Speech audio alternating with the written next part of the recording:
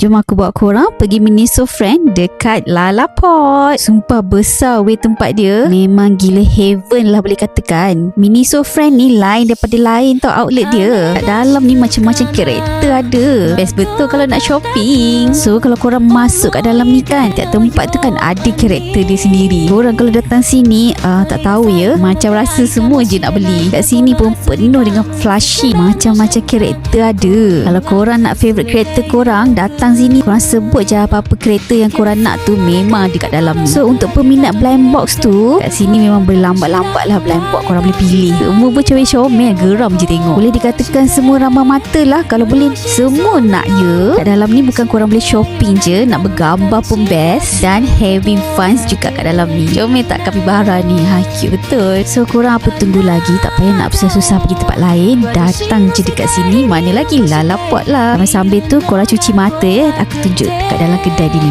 best ke tidak.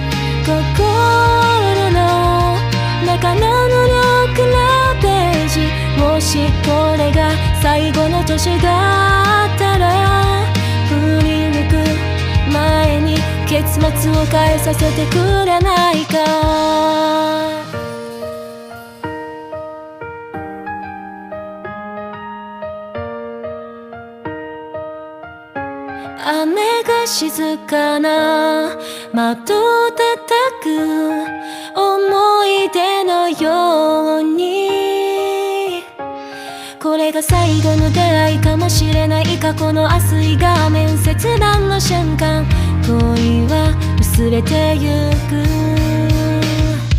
喧騒の中に心が砕かれた時のむせびなく声を隠した。壊れた期待だけを残して夜はしそうなように握りしめて愛は涙の中でしか。 Okey korang, bye. Jumpa lagi. Terima kasih kerana menonton. Jangan lupa like, share, follow tau.